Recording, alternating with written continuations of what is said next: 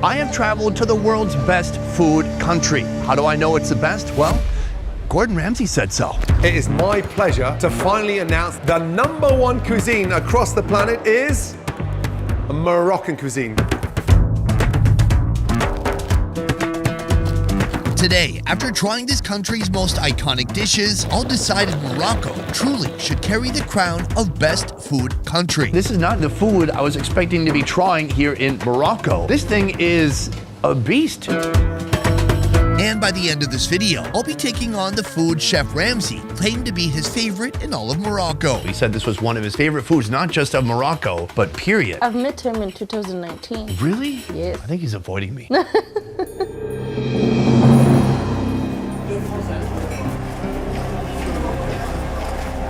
Our journey begins here in the city of Fez, a place where history and flavor collide inside a maze of narrow streets and alleyways. Each one scented with the earthy tang of preserved lemons or smoky grilled meats. This is the Medina, an ancient walled city over 1,000 years old. Walking through these passageways feels like stepping back in time. Here, food isn't just sustenance, it's storytelling, with each dish reciting a chapter of Morocco's history. So, we might as well start at the beginning. It's gonna be my first time trying Moroccan food. Yeah. Fatima, how you doing? Good. Joining me, our local guide, Fatima, born and raised in the city of Fez. Right here, we have some coming fresh out the oven. This is the normal bread. We call them khubz. This is our spoon in Morocco. This communal oven makes a type of bread that's a staple in Moroccan cuisine. You'll find it everywhere, but its story begins here. How old is this place right here? This is like from 17th century. That sounds old. Made with just wheat flour, yeast, and salted water, it's baked in an ancient hand-built oven, fueled by cedar wood, giving it a distinct flavor and aroma. And so I guess the big question is, why have a communal oven? Because some houses, there is no like a big place to put an oven in. So they make the dough at home and they bring it here. Also, they can bring like their tagines, their spleen, heart, chicken, cake, anything. I mean, nothing better than an oven with a spleen and a cake side by side. Yes. That sounds amazing. Take a look here. Okay, there you go. A fish tagine. Do you want to help? Sure. There you Thank go. you. For like 20-25 minutes and they will come back for it later. There you go. This is wild. So somebody just made that at home. They brought it here, and Yes. he's gonna bake it up. And then he has some kind of internal clock, so he knows how long all the food has been inside. Yes. That's remarkable. Is that one for me? Thank you, my guy. Ooh. Oh, yeah. Yeah, you know what? They told me it might be hot. Can I tell you? Pretty hot. Yes. Take a look how steamy that is. Here you go. Thank you. Let's go for it. Oh, yeah. Can you taste the wood flavor? Good question. A little bit. It's a little bit different than like a gas oven. I would say especially in the texture. Maybe not as much in the flavor for me, but in the way that it feels. What do you think? I used to it You've had this, every day for your whole life? 5 times a day. No, the only thing that's missing, really, flavor. And that's why we're headed to our next destination. Yes. To find out if Moroccan cuisine truly deserves the title of best in the world, I need to dig into its most iconic dishes. First up, a dish with a cooking method so unique you won't find it anywhere else. We're about to get our first taste of Moroccan cuisine here at a restaurant known as The Second Wife. To my side, we have a traditional Moroccan barbecue firing away, but we are not here for that. Oh no, my friend. We are here for one of the most iconic Moroccan dishes you will find in this country, right here, the tagine. This is it in its final form. But how did we get here? Let's go find out. There are countless variations of tagine, but at this restaurant, you can choose from the classics: beef, lamb, or chicken. First, garlic, parsley, salt, pepper, ground ginger, turmeric, and olive oil are added to the base. The whole mix is then buried under a layer of onions before moving on to the next step. For the vegetables, it's a colorful lineup of potatoes, zucchini, carrots, and green beans, all arranged in a neat wall around the coveted protein. To top it off, a slice of lemon and tomato. All right, folks, our tagine is fully constructed and it's ready to meet some heat. This is amazing because this is both a cooking tool and a type of dish. And how it works is you heat the base and then the heat slowly rises up the center of the cone and drips down. It creates a self-basting environment, which is perfect for slow cooking meats like chicken or like what we have today, goat. Before we reveal the final result, How about some food for your soul? Thank you to BetterHelp for being a paid partner of this video. For years, I've been telling you to try BetterHelp, and now I've signed up too. And let me tell you, it was really simple. I just answered a few questions, and within a couple days, I had a credentialed therapist. There was no paperwork, there was no, we'll get back to you when we have an open slot. It was just, boom, here's your therapist. Time to get started. Since my schedule is pure chaos, I needed something flexible. I'm constantly traveling, bouncing between time zones, and spending way too much time trying to explain to airport security why I have an entire bag of dried fish. The idea of committing to a set weekly in-person session, it's not gonna happen. But with BetterHelp, I can schedule sessions whenever I have time, and I don't have to rearrange my life to do it. This is why online therapy makes sense. BetterHelp connects you with a therapist wherever you are. No racing across town, no sitting in a waiting room sitting next to a guy coughing into his elbow. Just you and your therapist speaking through video, phone, or even messaging, whatever works for you. Even though my therapist was on a different continent, I had a session between shoots and it was way easier than I expected. I could probably do one in the back of a tuk-tuk, but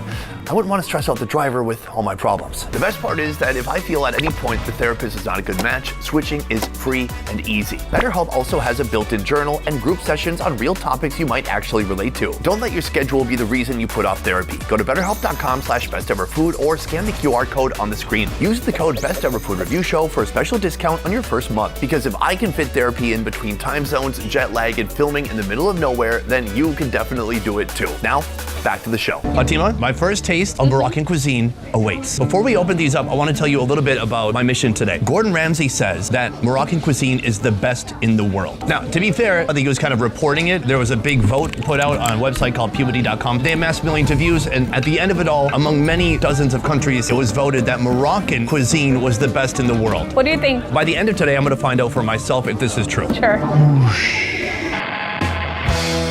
It's very robust, full of stuff. Soon we'll be building up to something else right here, but first we have the chicken with the vegetables. Let's go for the bread. Take the bread, break the bread. And then we dip it. We should not have two tagines. Same great bread. I can taste olive oil, I can taste the lemon. So at what point do we like... Go to inside? Yeah. Normally we need to finish the whole veggies, then we go to the inside. Oh, really? Normally. So this whole time you are not using a fork? No. Really? At all. How's that like? Not Moroccan. I can't do anything right. No, but you're good. I'm amazed by this meal. I'm surprised. I had a preconceived notion of how this was gonna work, and it's not working out that way at all. Try to mix chicken and something else. Careful, there is a bone in here. Oh, thank you. Wow. When you get to the center, you get that meat, you get the caramelized onions, and the meat that's been cooking right up against that clay. Super good. So that is the chicken, but we also have one more tagine I want to try. This is goat meat with caramelized prunes, a mix between savory and sweet. I got my little bread gloves, and there's kind of a soupy broth. Weird. It's a new sensation. Something I've never had before, but all those flavors work together beautifully. But it's very sweet. Some people don't accept like meat with something sweet, but in Morocco it's very normal and very famous. I accept all types of meat. Cool. Thank you. So I want to try to peel back some of this meat with the bread. Ooh, look at that. It's very goaty, plus just all this sweet stuff surrounding it. So it's sweet, it's savory, it's fatty. Somehow a walnut snuck in there. I got nuts in my mouth. It's everything all at the same time. A very new experience, I gotta say. It's so complex and so different, and I've never had anything like this before. Soon I'll be tracking down one of Morocco's most precarious pastries. Nothing here would indicate to me that this is anything but a dessert. Meanwhile, inside, it's full of pigeon meat, and not just any type of pigeon, like a teenager pigeon. But first, I'm heading back to the Medina to check off another Moroccan must-try food. We have come to our next restaurant, a restaurant specializing in a dish known as couscous. Couscous, the base of it begins with this right here. This is semolina flour. But what is semolina? Yellow semolina, it's very famous, coming from wheat.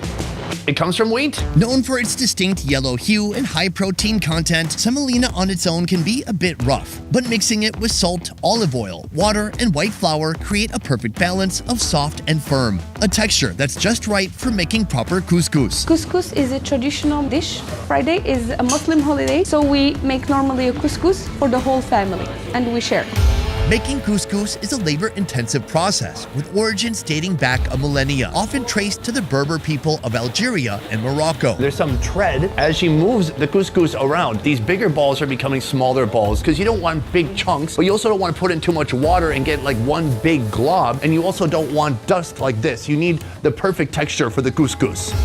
This is the final result right here. It looks amazing. From a super thin flour to these tiny balls. It feels damp, it feels kind of grippy. That's a weird word. Like if you were gonna lift weights or do pull-ups, you could put this on your hands first. So this is the base, this is the foundation of our dish, but there's a lot more to do coming up next. Let's get to it. In a pot, beef, onions, salt, pepper, turmeric, tomato, chickpeas, olive oil, parsley, and some water come together. But it's not truly Moroccan until you throw in a load of vegetables, like cabbage, carrots, radish, potatoes, zucchini, eggplant, pumpkin, and of course, even more tomato. Above the stew, a steaming vessel is placed on the same pot. This clever setup, called a couscousier, uses the heat and steam from the bubbling stew below to cook the couscous to fluffy perfection. The couscous is just a small part of the entire presentation, but on top of it, there are so many different vegetables. This is like real farm food, I feel like. Would you agree with that assessment? Perfect. That's what I do too. When I don't understand something, I do an uncomfortable laugh, and then I look, like, did that satisfy? We good? From here, she's putting on a sweet element, caramelized onion and raisins, and I'm finally gonna get to try out this beauty. Fatima has moved on to our next location to secure the animal for our next food, which is a live pigeon. More on that soon, but first, the couscous, a fortress of vegetables. Deep in the core, there is meat. But like the tagine, they make you work your way through the vegetables to get to the protein. What is that, a zucchini? Good carrot. We have the cabbage, and I feel like you could spice that up with some of this on top, the onions and raisins.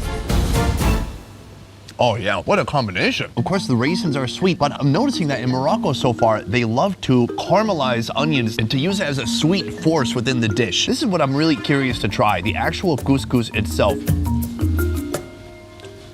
The couscous doesn't have a ton of flavor, but it's a kind of a flavor vehicle. You put other flavors on there and it just offers this wonderful texture, and it's a nice carbohydrate base. Meanwhile, we've got soup on the side right here. That broth, I'm gonna give that a little bit of a sip. Oh yeah. And what I'm told is you can actually dump some of this soup. You can really saturate that couscous in those delicious flavors. Oh yeah. The couscous really effectively saturates or soaks up all those flavors. So far, we've just had vegetables and the couscous, but inside, as you dig deep into the core of this dish, you will reveal the meat. We've got beef right here, more, ow, so hot. Okay, there you go. How is that 10 out of 10 hot still? It tastes amazing. I love it. And the fattier the beef, the better. With as many countries as I've been to, I'm still seeing new ways of cooking and different ways of utilizing savory and sweet elements and combining them into something like this. So this is couscous, but I am still well on my way to figuring out if Moroccan cuisine is really the best in the world, as voted on by millions of people on Puberty.com. And our next food actually includes the use of a pigeon. Before we head to the restaurant, we are headed to the market to actually source this animal for ourselves. From the couscous, we are headed to our next destination, which brings us even deeper into the Medina. Right now, we are surrounded by markets which have things like this, hanging food, but I'm looking for something much more alive. Come with me. Deep down this alleyway here, you will find a man serving birds. This guy right here. Hello, salam. You got those pigeons? Oh, okay. I'm gonna try to access his bird room right now. Okay, can you hold me? Yeah. Yeah. Oh. Yeah, okay, thank you. Shukran, shukran. All right, guys, come in. You're next. Right now I'm with my man Hisham, and he is the bird guy, the bird dealer. He's got birds of a few different types. If you look down here, a load of different chickens to choose from. And when I say choose from, I mean you can literally point to which chicken you want and he will, right? Yes. Yes. Besides the chickens, he also has these right here, pigeons. Oh, okay, there we go. Oh, wow, that's a scraggly one. I'm a huge fan of countries where they eat pigeon. It's one of those birds I feel like it's underutilized, it's looked down on by many parts of the world, but why not embrace the pigeon? It's like a quail, except I think it flies better. From here, we're gonna round up about 6 to 8 of these pigeons, but first he's got to, right? Yes. If you haven't noticed, all the meat we've eaten today has been prepared the halal way, following Islamic rules, and it's no different for these pigeons. The chef who I'll be meeting soon has requested that I procure the most premium preteen pigeons. We have just come back from the bird butcher and our pile of pigeons is right there, and that soon is going to be cooked up by Suad right here. Hi, nice to meet you. You are welcome. Should I say pastilla or pastilla? Moroccan, we say pastela. Is this a meal, a snack, or a dessert? A lot of people think it's a dessert, but it's a meal. What's the most common type of meat to put inside? Pigeon is very traditional, but chicken is a regular eat. Let's get to cooking. Thank you. Okay. First, the pigeons are marinated with turmeric, ground ginger, salt, garlic, parsley, olive oil, saffron, and water. Once cooked, the meat is carefully picked off the bones, preparing it for the next step. In another pot, caramelized onions are cooked with flour, ground ginger, and eggs. This sweet, savory mixture is then combined with the pigeon meat, creating a rich, flavorful filling. Now onto the pastry. In the streets of the Medina, dough is pressed and coated with olive oil, then placed on a unique, dome-like cooking implement that heats it evenly all the way through. For assembly, a few sheets of pastry brushed with egg yolk form the base. The meat mixture is added next, followed by another sheet of pastry to seal it in. The whole thing is wrapped tightly and sent to the oven. Once baked, the pastry is brushed with honey, topped with almonds, some Moroccan puff pastries in the center, rose petals, a sprinkle of ground cinnamon, and finally a dusting of powdered sugar. The result, a complex pastry with a serious identity crisis. Let's get into it. I'm gonna stab it right in the middle and bring the hammer down. Oh yeah. If the pigeon wasn't dead before, it's definitely dead now. Oh, there we go. Incredible. Here we've got that crunchy top. We've got that pigeon meat in the middle, along with all those seasonings. There's so many different flavors. The egg is giving it a lot of body. Then there is some pigeon meat in there, but it's not super distinct which pieces are pigeon meat and which aren't. Once you peel back that top layer, you can see these big chunks of pigeon meat. Pigeon veal. Now I know why they have to be so young. It's so tender. It's so juicy. This is one of those dishes, I'm really trying to think hard of what I could compare it to. I got nothing. It's a pastry, it's a dessert, it's a breakfast kind of, it's a meat pie, it's all of those things at one time, yet somehow it works. There's a harmony. There's no flavor that's standing out far too much. It's a little bit sweet, a little bit savory. It's all the flavors you never knew you wanted together. I didn't know something like this could exist, and yet, here it is. The more I taste, the more I experience from this country, I don't feel like I'm able to pin down the cuisine. I feel even more lost. So from here, we are headed to one more location. And this location is really important because we're going to somebody's house to eat the food that is one of Gordon Ramsay's favorite in all of Morocco. Hopefully this last food puts the nail in the food coffin and I will know for sure if Moroccan cuisine is truly the best in the world. Let's head there and find out. Having visited over 60 different countries in search of food, I've learned one thing. Nothing beats a home-cooked meal if you want to truly experience a country's culinary soul. Thank you for joining us. Welcome. Shema, Yeah. you've outdone yourself. This looks amazing. This is the food that Gordon Ramsay said this was one of his favorite foods, not just of Morocco, but period. I've met him in 2019. Really? Yes. I think he's avoiding me. How long did you talk to him? Just like for 30 minutes. And you got to meet him too? Not really. Oh, I'm so sorry. The star of Rafisa is chicken, marinated in a fragrant mix of ginger, black pepper, turmeric, onion, and olive oil. The marinated chicken is then cooked with more onion, olive oil, a local legume called fenugreek, ground turmeric, ginger, and water, creating a rich aromatic broth. When are people eating Rafisa here? Because I was told that we could try to find this in a restaurant, but it's not really going to be possible. Once cooked, the chickens are transferred to another pot, and the onions in the broth are caramelized, making them even more sweet and flavorful. We do make rafisa in some special occasions, like celebrating the baby born. The birth of a child. Yeah, or you do have some VIP. Are you telling me this is something that might come up a few times in your life? It's very special for these occasions. I see. But outside of those occasions, they cook it. Now for the assembly. Large pieces of flatbread are hand shredded and laid at the base of the platter, ready to soak up the rich flavors of the chicken stew poured on top, and of course, sweet clumps of caramelized onions. The platter is then adorned with fried almonds, dates stuffed with nuts and dried rosebuds, apricots filled with walnuts, quail eggs dusted with chia seeds, and roses nestled in pastry. Then there's garlic and boiled quail eggs, also coated with chia seeds. So there's 3 chickens on here. Triplets. We're also kind of celebrating the birth of these chickens too. They're dead. Well, okay, that's a fair point. This is a quail egg covered with chia seeds. Very nice. The garlic. Take 1 clove. Squeeze it. Oh, okay. Extract the garlic. Yes, mix it with the bread. This is good. I can't believe how flavorful that bread is. It still holds its texture. So some parts are soggy and mushy, but some are kind of more chewy. It has a wonderful texture. Here, I've got some chicken.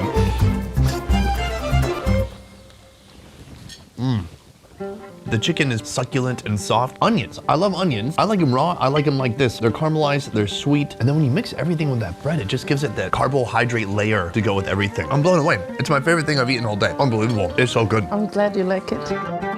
Do you feel like Moroccan cuisine has a widespread reputation? I mean, do you think people know about it all around the world? Yes, of course. Why do you think Moroccan cuisine is so well known? For me, I think because Morocco is very known by Moroccan cooking classes and everyone is like very curious about the cuisine. Or just because it's... Maybe because the Moroccans are everywhere. Yes. That makes a big difference too. What is it about Moroccan cuisine that you can't get from other food around the world? What attracts a lot of clients more is hospitality. We are very known that we are the most hospitable people. So once you go to a house, you always get welcomed by tea and pastries. It goes beyond the food. Well, beyond the food, of course.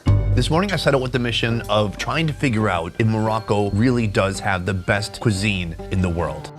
I've had a lot of good and interesting food throughout the day. It is tough to summarize somebody's cuisine in a day. It's such a subjective thing to say that this is the best or this is the best. But for you, Shema, do you believe Moroccan cuisine is the best, or is it just up to people's subjective opinion? For me, isn't it about like subjective opinion? It is the best. Oh yeah? 100%. What's second best? Italian. Okay. Moroccan, Italian.